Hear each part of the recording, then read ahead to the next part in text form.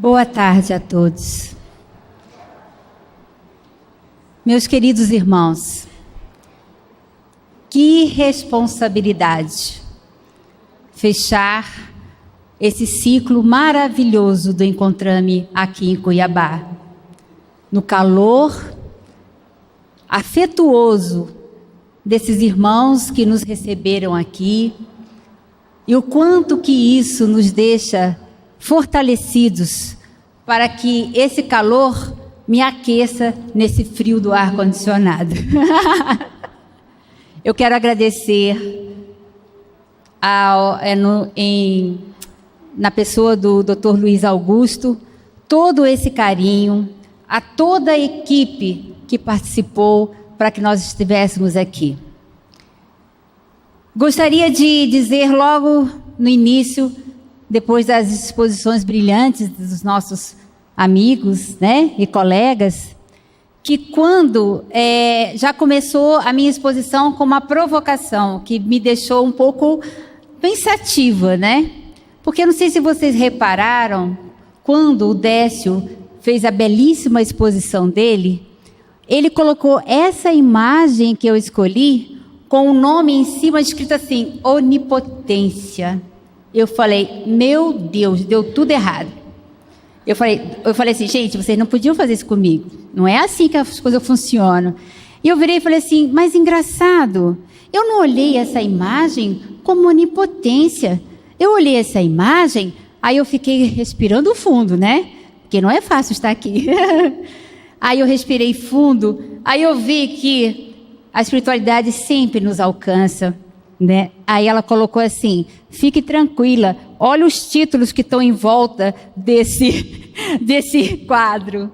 É isso, né? Mesmo que a gente possa olhar muitas vezes como onipotência, mas a gente observa que é o potencial transformador da espiritualidade na formação da área de saúde ou na formação profissional. Ou seja, é transformar aquela onipotência em toque da criatura com o Criador. Aí ficou fácil, aí eu consegui estar aqui. Então, eu fico imaginando como que a vida é bonita, como que ela nos faz essa sincronicidade, que às vezes a gente com a nossa limitação, com os nossos medos e inseguranças, porque eu já falei, eu gosto de trabalhar nos bastidores, né? A gente está aqui, agora, reunidos, não por acaso.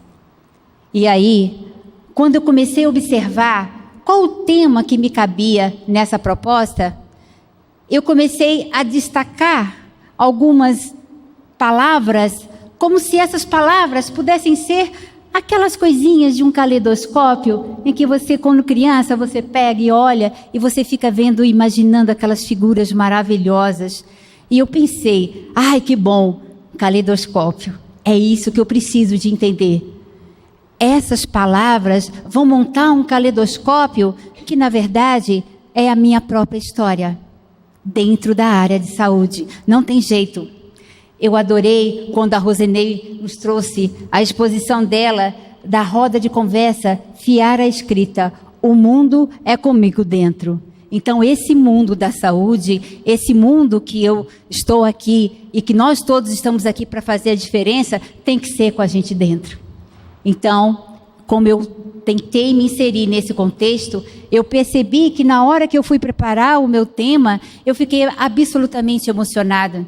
Porque da mesma forma que no mundo espiritual nos diz que quando a gente está chegando no momento da nossa passagem, existe um filme que se faz para a nossa vida, eu também fiz um filme ao preparar essa exposição. E eu me emocionei muito, porque é uma trajetória. Como todos nós temos trajetórias pessoais que são únicas, que ninguém pode experienciar pelo outro. Mas eu experienciei essa história e eu agradeço profundamente por estar aqui. E aí, sem que nós tivéssemos conversado, a primeira imagem que me veio foi de um longo caminho. E aí eu falei, olha ali, a minha amiga está falando toda hora, estamos caminhando. E eu pensei, mas o caminho está longe, né? Está longo. mas esse caminho que nós queremos dizer é que esse longo caminho, ele é individual e ele é coletivo. Depois de todas as exposições que nós vimos aqui, brilhantes, maravilhosas, nós percebemos que existem 2 movimentos claros nessa nossa exposição da formação profissional. Um movimento para fora e um movimento para dentro. Porque se nós não fizermos isso, como a belíssima exposição do nosso irmão Edivaldo, nós vamos ficar sem a conexão daquela figura entre a criatura e o Criador. Mas como fazer isso? Vamos caminhar. Vocês percebem nessa imagem que tem um grupo que já está junto lá na frente, mas tem um que vai solitário atrás. E se nós tivéssemos uma resolução bem grande da imagem, nós poderíamos observar que esse que caminha aqui atrás, ele está suado pelo esforço. Então, nós percebemos que esse esforço individual, ele tem que ser feito. Porque se nós não fizermos, nós não vamos conseguir transformar aquela imagem inicial de onipotência em transformação que todos nós precisamos para fazer a revolução na saúde que pretendemos. E aí veio, por que escolher a área de saúde? Aproveitando uma ferramenta de trabalho que eu amo e gosto muito, eu vou contar 2 histórias. Eu gosto de contar histórias. A primeira história. Uma enfermeira, por nome Joana, que trabalha comigo há muito tempo, uma pessoa maravilhosa, uma pessoa agregadora, acolhedora, atenta, cuidadosa. Ela chegou um dia para mim, falou: doutora, preciso muito conversar com a senhora. E eu fiquei um pouco preocupada, porque quando ela fez essa entonação de voz, eu achei que fosse algo grave que estivesse acontecendo na unidade na qual eu trabalho. E eu pensei, se a Joana está vindo para mim, é porque o caso é muito sério. E aí eu pensei que fosse alguma coisa estrutural, porque nós trabalhamos nessa condição que o nosso colega fala, trabalho no serviço público, com todas as dificuldades que todos vocês que têm essa experiência sabem. E nós temos que cada dia vencer um leão. E aí ela chegou para mim e falou: doutora, eu gostaria de trocar uma ideia com a senhora. Está chegando o final do ano, eu quero fazer uma confraternização, mas eu percebo que aqui está começando a ficar difícil. Eu começo a observar que as minhas colegas de trabalho, elas já não têm aquele olhar, aquele cuidado com os pacientes. Já estou tendo problemas, porque às vezes quando eu chego, falei que, olha, você não deu aquele banho daquela forma, ou você não foi cuidadoso naquele momento daquele cuidado, as pessoas ficam muito ofendidas e eu fico preocupada com isso. Mas aí eu escrevi essa carta, porque eu vou sair aqui da unidade e eu gostaria que todo mundo não ficasse com nenhuma mágoa. E eu cheguei a ficar assustada por ela dizer que ia sair da nossa unidade e porque ela disse essa realidade que ela percebia nos colegas de trabalho. E foi muito interessante que ao longo da carta ela colocava coisas belíssimas, lindo texto. Ela falou: será que eu estou ofendendo os meus colegas? E num momento da carta ela colocava assim: pensem, queridos colegas, que aquele paciente poderia ser o seu pai, poderia ser o seu irmão, poderia ser o seu filho. Como Jesus nos falava, você gostaria de ser tratado do jeito que você está tratando essas pessoas? Como Jesus nos falava, não faça ao outro o que não gostaria que vos fizesse? Quando ela me falou aquilo, chegou a cair um balde de água fria, porque ela me deu a percepção da necessidade de nós trazermos isso aqui na formação profissional. Eu tive um preceptor, como o professor Edivaldo nos disse, que nós temos mestres ao longo da vida. E eu tive um professor maravilhoso de residência, que me encantava, porque ele era absolutamente humano e ele falava exatamente essas palavras. Mas isso eu ouvi há quase 30 anos atrás. E fui ouvir agora da enfermeira que observava que aquelas pessoas que estavam ali cuidando, não estavam cuidando com essa atenção, com essa habilidade. Estava se perdendo uma parceria que é fundamental. Então, por que escolher a área de saúde? A segunda história nós fazemos uma outra atividade que eu acho maravilhosa, que se chama Roda de Terapia Comunitária Integrativa, Roda de Conversa, que foi um instrumento na área de saúde desenvolvida pelo Dr. Adalberto Barreto, que é psiquiatra da Universidade Federal do Ceará.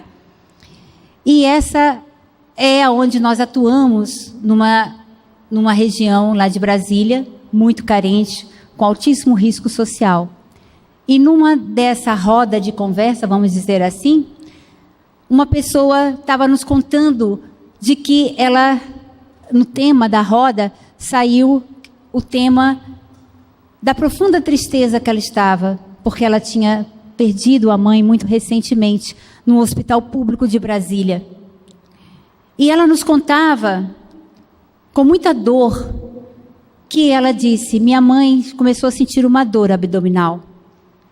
E ela era portadora de lúpus, que, como vocês sabem, é uma doença autoimune, e ela chegou no hospital com muita dor abdominal. E ela me disse assim, na roda, ela disse, ela gritava de dor, mas dentro do hospital, nenhum médico chegou próximo para examiná-la. Não colocaram a mão na barriga dela. E ela começou a ver que a mãe estava piorando, passavam todo mundo muito correndo, pessoas da área de saúde correndo, não podia parar, existiam outras demandas e todo mundo correndo. E ela disse que ela começou a ficar em desespero, porque ela via que a mãe estava com dor e nada acontecia. E, de repente, a mãe dela foi piorando. Quando a mãe dela chegou num estado crítico, aí chegou toda a equipe de saúde para poder ajudá-la, só que, infelizmente, foi tarde demais. E na roda, quando ela comentou isso, ela virou e falou assim: por que vocês fazem isso? Por que vocês, na hora que fizeram o seu juramento de Hipócrates, vocês não fizeram para isso? Eu posso dizer para vocês que naquele momento, a única coisa que nós podíamos fazer, depois que nós terminamos a roda de conversa, que ela colocou isso e que doeu profundamente no meu coração, como no coração das colegas que ali estavam comigo, nós apenas a abraçamos. E naquele momento, eu pensei, nós não podemos deixar isso continuar. Nós temos por obrigação mudar a forma com que se olha o outro ser humano. Não é possível, gente. É muita dor. A única coisa que eu podia fazer naquele momento era abraçar e chorar junto. Mas então por que escolher a área de saúde para ser um profissional assim? Escolha. Ato ou efeito de escolher. Seleção, preferência, opção. Anônimos de escolha, achei interessante isso. O contrário é uma determinação, é aquilo que é imposto, uma imposição, uma estipulação. Então, quando nós escolhemos, nós temos que fazer uma opção, uma preferência. E a escolha profissional é algo que a gente traz, faz parte do nosso ciclo de aprendizado aqui na Terra. E eu fico pensando nessa minha reflexão, por curiosidade, a gente observa que quais seriam as 10 profissões mais concorridas? Como sempre, ali estão elencadas algumas delas, mas a medicina, com toda certeza, até pelos comentários que a gente ouve hoje, pelo que a gente vai acompanhando, é uma das profissões mais difíceis do ponto de vista de acesso hoje à faculdade, por ser bastante concorrida. E aí achei interessante que eu fui observar esse site sobre falava guia da carreira. As profissões mais concorridas no mercado de trabalho tendem a ter uma boa remuneração, status, alta empregabilidade ou uma combinação de 2 ou mais desses fatores. E aí eu me pergunto, Foram essas as condições realmente que me motivaram a escolher a área médica? Não, acho que não. E aí eu achei interessante porque dentro do mesmo site tem algo assim meio que, vamos lá, vamos fazer um teste vocacional, né? Eu acho interessante porque tinha umas perguntas básicas, estava assim, chegou a hora de decidir, o que eu quero da vida? E seguindo um outro teste de personalidade nesse mesmo site, falava, quem é você? Qual é a sua personalidade? Com questionários bastante simples, em que você teria que fazer as respostas para você poder chegar a uma conclusão. E aí eu me lembrei da exposição do nosso irmão Flávio, quando ele perguntou assim, o que mais você gosta? Que falou, chocolate, todo mundo levantou a mão. E aí eu me perguntei, eu fiz teste vocacional na ocasião? Eu não fiz. Mas se me perguntasse, o que você gosta? Eu sabia o que eu queria. Eu queria cuidar. E aí, quando eu tive essa decisão de que eu iria cuidar, decidi que ia fazer toda essa intensa perspectiva do vestibular, que todos sabem o quanto, qualquer área de saúde, o quanto que nós temos que nos dedicar aos nossos estudos.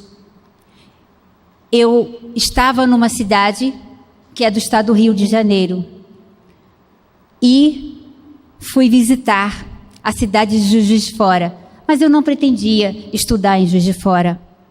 Mas a gente tem que observar os sinais, tem que observar os mestres que a espiritualidade vai colocando nas nossas vidas. E eu tive um dos primeiros, que foi o meu pai e a minha família, meus pais, mas o meu pai. E nós fomos um dia, meu pai, nós tínhamos uma determinada questão para fazer em Juiz de Fora, e meu pai falou, nós vamos conhecer o campus universitário. Aí eu falei, não, está tudo bem, mas eu, tipo assim, não, eu quero ir para Belo Horizonte, eu quero ir para Niterói, né, que eu estava me fazendo a formação toda lá, eu queria estudar para ir para esses lugares.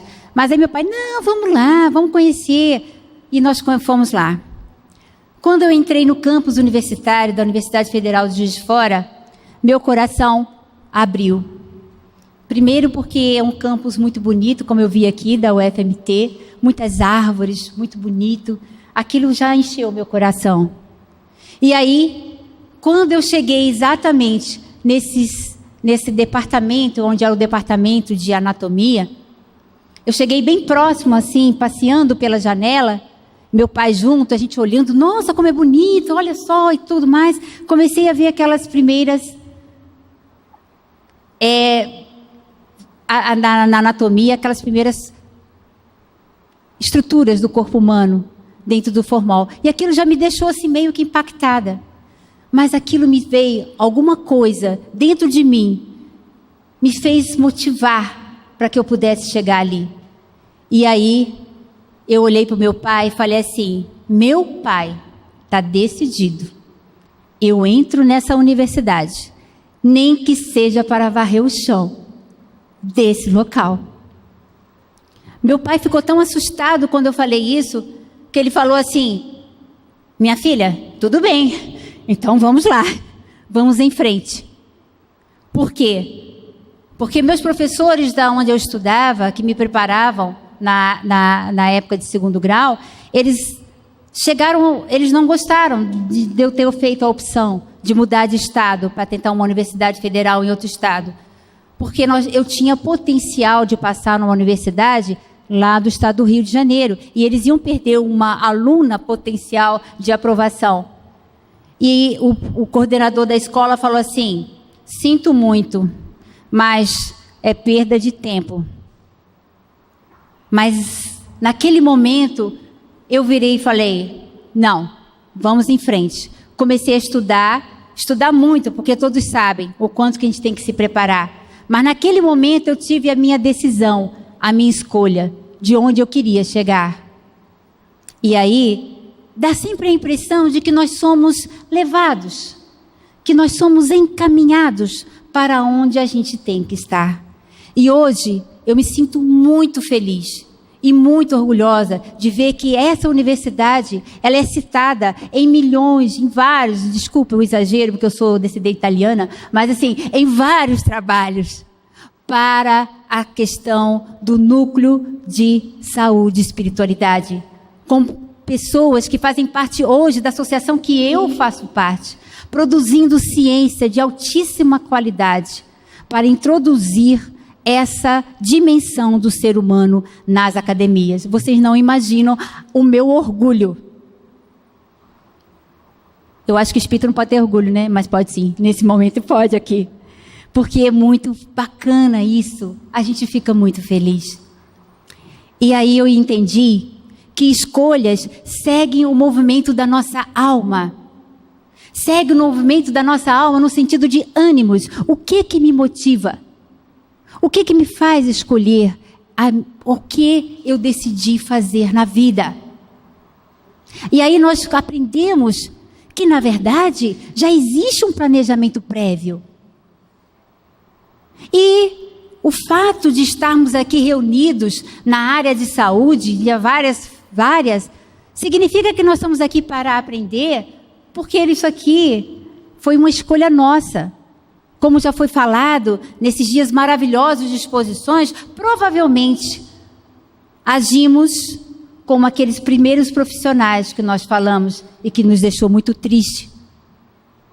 E agora temos que resgatar com uma nova potencialidade da nossa alma, com a visão mais profunda do que estamos fazendo aqui.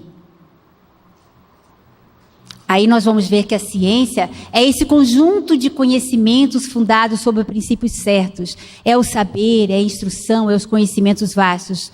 Mas a ciência também refere-se a qualquer conhecimento ou práticas sistemáticas. E essa definição que eu gosto muito. A ciência é o esforço para descobrir e aumentar o conhecimento humano de como o universo funciona. Mais uma vez, um longo caminho, amiga. Um longo caminho para dentro e para fora. Como funciona? Como funciona o meu mundo interno? E como funciona o mundo no qual eu vivo? Porque o mundo é comigo dentro. Espiritualidade. Várias definições de espiritualidade. De uma forma um tanto tendenciosa, eu confesso. Coloquei aqui algumas definições que já me mostram essa realidade que a ciência já fala. É necessário desenvolvermos essa religiosidade intrínseca, que não venha do externo para o interno, mas que saia de nós para o mundo. Mas como vão fazer isso? Porque vejam só, as definições mais, na meu entender, profundas e lindas de espiritualidade têm a ver com determinados significados muito pessoais e muito profundos, que às vezes fica difícil da gente imaginar. Mas como eu, profissional, vou colocar isso em prática em mim? Observem. Busca pessoal para entender questões relacionadas ao fim da vida, ao seu sentido, sobre as relações com o sagrado ou transcendente, que pode ou não levar ao desenvolvimento de práticas religiosas ou formações de comunidades religiosas. Vocês observem que aqui existe uma grande possibilidade que não está necessariamente ligado a essa ou aquela tradição religiosa, mas é algo intrínseco. E como a Rosinei falou, a espiritualidade está no dia a dia. Isso aqui que eu quero dizer não é que nós temos que colocar no pedestal, mas mostrar que nós temos que exercê-la no nosso dia a dia, na busca em nós mesmos desse sentido para as coisas que nós estamos fazendo. Aí começam aquele caleidoscópio daquelas palavras que nós colocamos. Ciência, espiritualidade. Aí vem uma definição ou uma constatação, melhor dizendo, que todos nós vimos aqui ao longo desses 2 dias de exposição. A medicina atual vem em busca de novos caminhos para o tratamento mais integral dos pacientes. O modelo biológico passou a ser complementado pelos modelos psicológico, social, ecológico e espiritual. Estudos recentes apontam para um aumento de mais de 600% das publicações científicas envolvendo espiritualidade e saúde em 10 anos. Em um de banco de dados, como já foi mostrado vários, brilhantemente pelos meus antecessores, o PubMed, por exemplo, quando você coloca espiritualidade e saúde, nesse dia que eu dei uma olhada, já tinham 5.251 artigos que falavam sobre o tema. Então, nós estamos no caminho. Nós estamos observando que a humanidade clama da ciência uma nova visão, uma mudança de paradigma. E nós temos que estar atentos a isso. E por que nós estamos aqui fazendo parte desta mudança? Espiritualidade é um paradigma emergente que supera e amplia a referência morfo-fisiobiologicista e deve ser considerado na escola médica e na prática dos profissionais de saúde, especialmente na prática médica. A espiritualidade busca a integração, a síntese, a sabedoria intuitiva, a cooperação e conservação. Esse artigo está publicado na revista Saúde da Alma, primeira publicação da revista, maravilhosamente, do texto da doutora Eliane Oliveira, que, como já foi dito aqui também, foi uma das primeiras que introduziu a matéria, né, no currículo da Escola de Medicina de Espiritualidade. E aí nós vamos observar que essa dimensão do ser humano, ela pode mudar a relação de reciprocidade do paciente e da equipe multidisciplinar. E também ela pode melhorar, e é capaz de melhorar, a qualidade de saúde. E aqui, esses nossos mestres, que são também os pesquisadores que se debruçam sobre esse tema, um tema que está sendo direcionado, mas está sendo como se fosse uma grande floresta que nós temos que pegar aquele facão e vai cortando, como eu gostava dessa imagem, e eu dizia, doutora Marlene, é isso para nós. E aqui, esses pesquisadores também estão fazendo isso.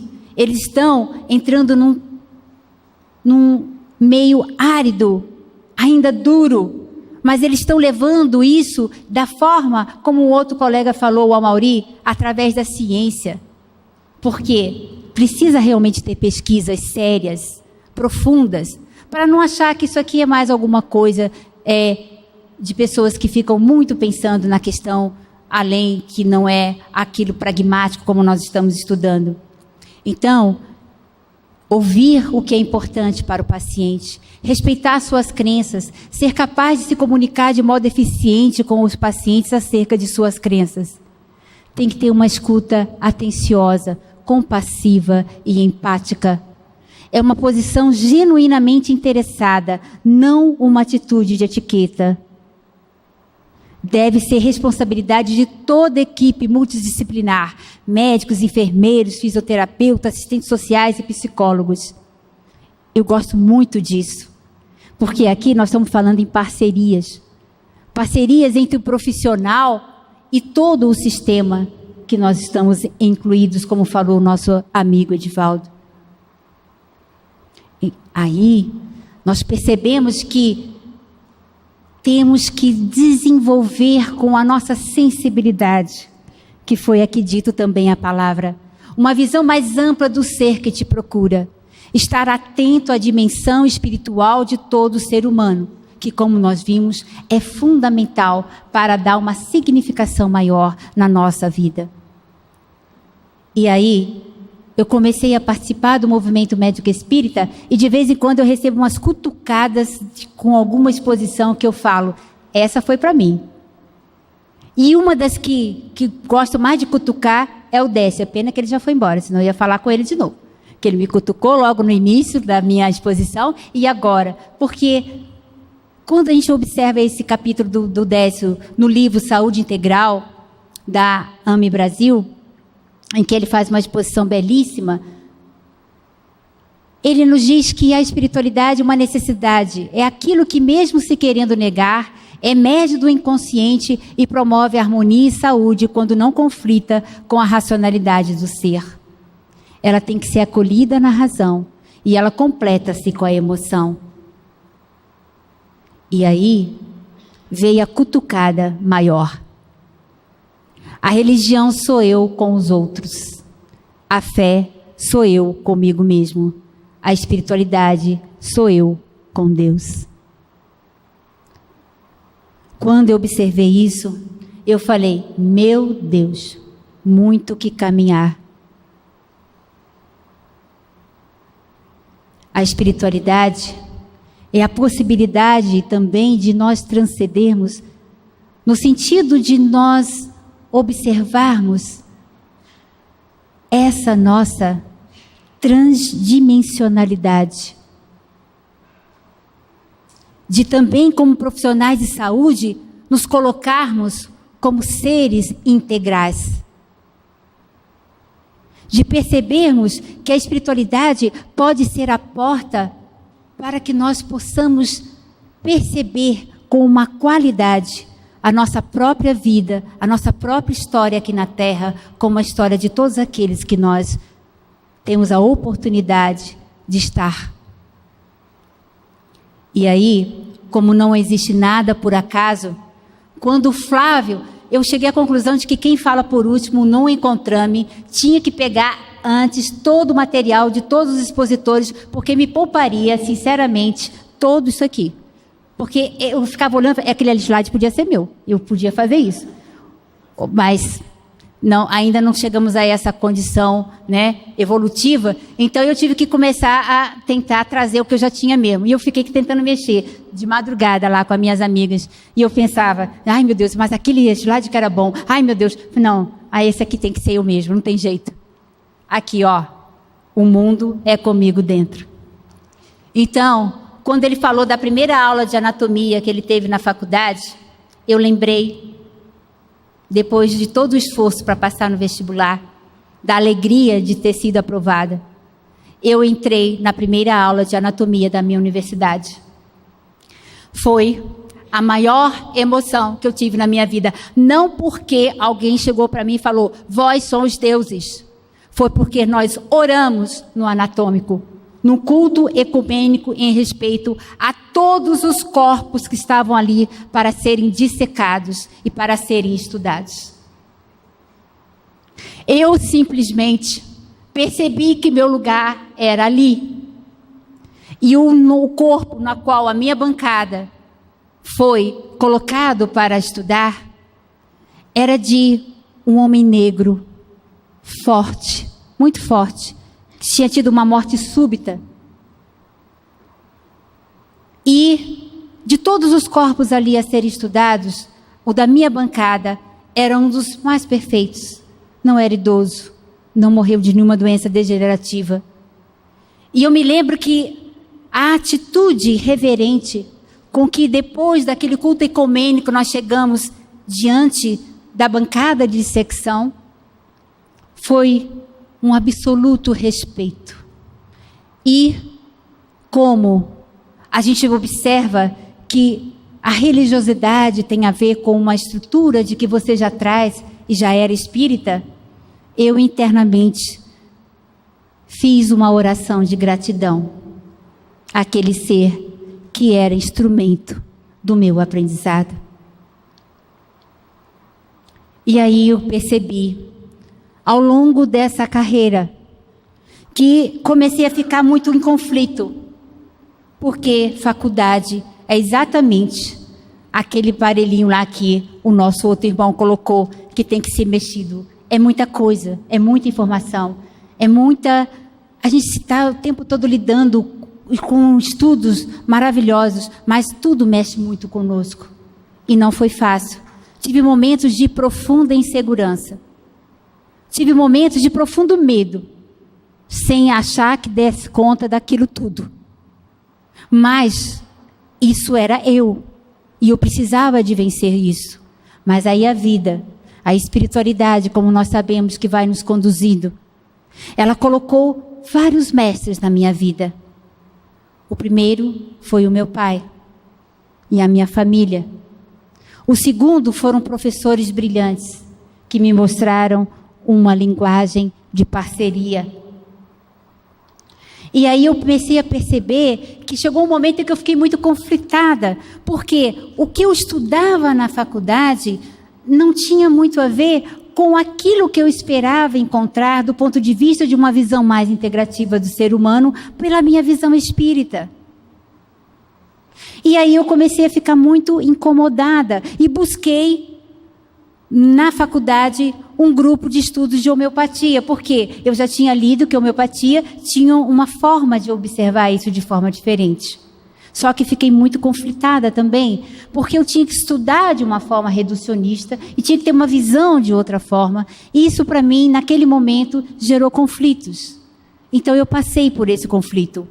Até que, como eu falo, a espiritualidade e a vida vai nos colocando pessoas que nós temos que estar atentos a esses sinais. Eu fui participar de uma palestra de um brilhante cirurgião que foi na nossa universidade, e ele falou o seguinte, para mim, foi o que eu precisava ouvir. Se ele era um cirurgião e se tornou homeopata, é como se fosse mudar dentro das nossas especialidades, da água para o vinho, vamos dizer assim, né? Mudando no sentido de ter uma outra visão, de uma visão mais pragmática para uma visão mais integrativa. E era o que eu buscava. E aí ele falou assim, olha, eu sei que vocês são muito jovens, vocês ali são muito jovens, como a gente fala, né? Mas eu também já fui jovem, por isso que é bom eu estar aqui, porque eu sei que futuramente é vocês que estarão aqui. E ele falou assim, olha, vocês são muito jovens, se vocês têm conflitos em relação a essa medicina que estão ensinando a vocês, vá para o mundo, trabalhem, façam o melhor que vocês puderem dentro do que eles estão te oferecendo. Quando vocês observarem que isso não funciona mais, observem e mudem o caminho. E aí foi muito interessante, porque naquele momento aquilo me apaziguou o meu coração. Passei por toda a carreira da formação e realmente, só daí, há 10 anos depois de formada, é que eu tentei me reencontrar com aquela visão que eu buscava dentro da medicina. E aí me chegou a visão integrativa do ser pelas práticas integrativas em saúde, que hoje são práticas que são as mais diversas.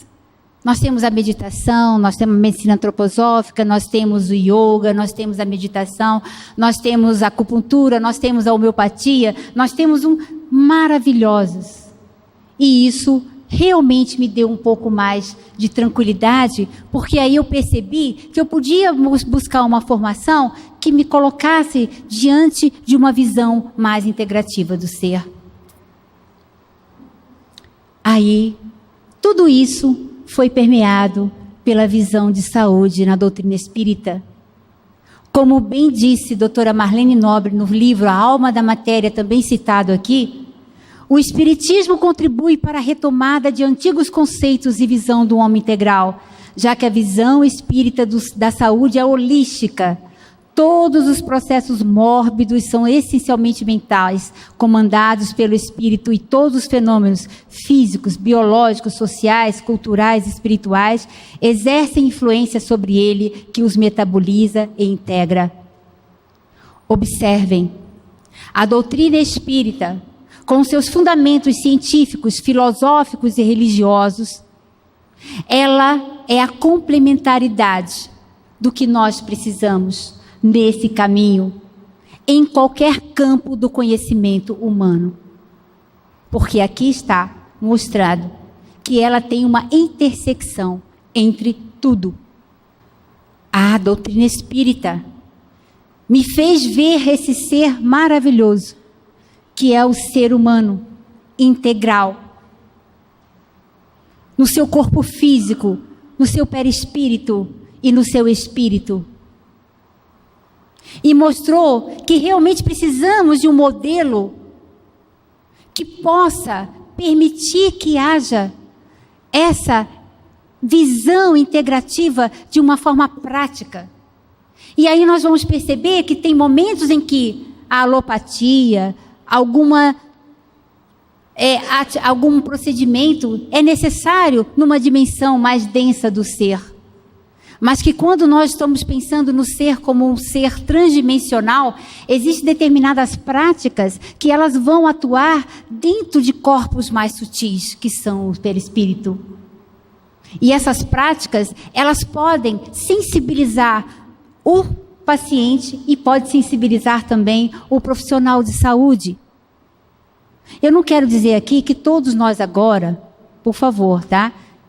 Que todos nós agora temos que ser homeopata, acupuntor. Não. Eu quero dizer que é interessante que nós pensemos nisso.